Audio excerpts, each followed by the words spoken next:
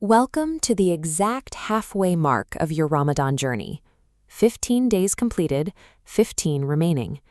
As we cross this threshold, we have to recognize a profound reality about this month. It is an empire built entirely in the dark. Laylatul Qadr, Taraweeh, Suhoor, they all happen at night. Allah works through the darkness, elevating His servants when the world is asleep. Surah Al-Isra opens by glorifying the one who took his servant by night from Al-Masjid al-Haram in Mecca to the blessed sanctuary of Al-Masjid al-Aqsa in Jerusalem. This timeline maps the Prophet's physical ascension through the 7 heavens during the Miraj. And at the highest point in the universe, Allah gives this ummah the 5 daily prayers. Salah was not revealed through Jibreel on earth. It was given directly in the presence of Allah Himself. Yet at the moment of supreme elevation, the Quran uses a title of deep humility. He is called an abd, a slave. The higher Allah raises you, the more you must remember your position as His servant. Every time you stand for Taraweeh and raise your hands to say Allahu Akbar, you are activating a cosmic gift delivered above the heavens. Treat it with the gravity it deserves. To hold these highest spiritual ranks, you have to bring yourself crashing back down to the dirt. Carrying heavenly gifts requires strict, grounded behavioral boundaries. Immediately after establishing the worship of Allah, the surah issues an absolute command regarding parents. If they reach old age in your care, you are forbidden from uttering even a single syllable of frustration. The Quran specifies, do not say to them, uff. If a sigh is forbidden, imagine the weight of raising your voice. The verses then give us a precise physical metaphor. Lower to them the wing of humility out of mercy. You must become the physical shelter for your parents as they age, protecting them the exact way they protected you when you were small. This graphic maps out the boundaries of the self, specifically regarding unlawful relations. The Quran states, do not approach unlawful sexual relations. Islam cuts the sequence at the very first link. You avoid the road, the glance, and the screen that leads to it. Allah then humbles us with a geological reality check. The surah commands, do not walk upon the earth with arrogance. Indeed, you will never tear open the earth, and you will never reach the mountains in height. The physical hunger and thirst of your Ramadan fast serves this exact purpose. It strips away societal status and wealth, leaving you completely dependent on your Creator for a sip of water, grounded as a humble servant.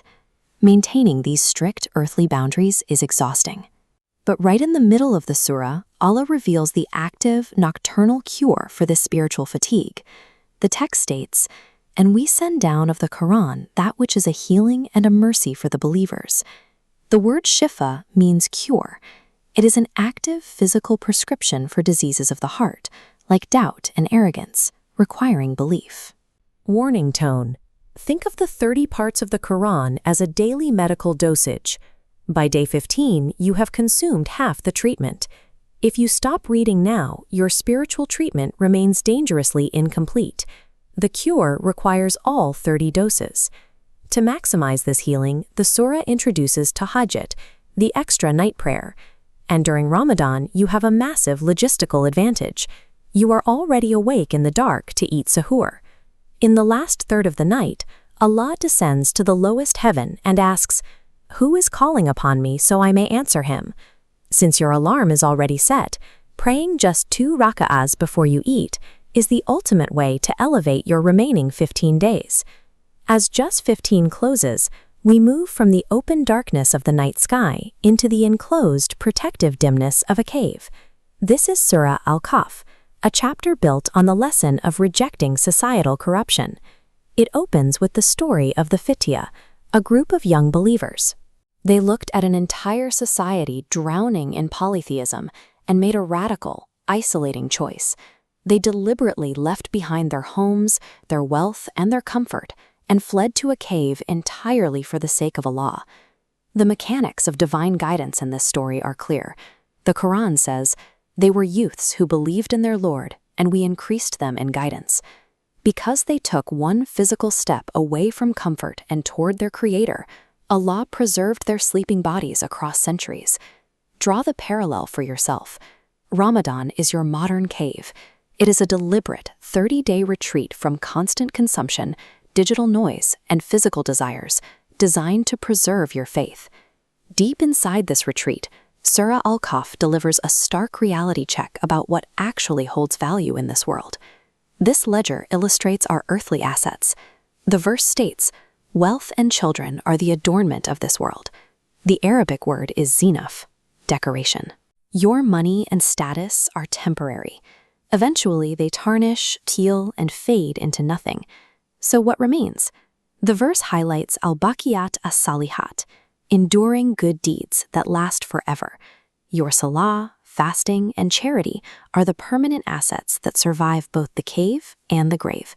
They compound infinitely. Here are your action items for day 15. First, call your parents tonight and seek their forgiveness. Second, set your alarm earlier to secure tahajjud before suhoor. And finally, implement the weekly protocol established by the Prophet. Recite Surah Al-Kahf every Friday. Doing so generates a protective spiritual light for you between the 2 weeks. You are exactly 15 days down, with 15 to go. Do not slow down now. Accelerate toward Laylatul Qadr. O Allah, make the Quran a healing for our hearts, and help us finish the second half better than how we started. Jazakumullahu khairan, and Ramadan Mubarak.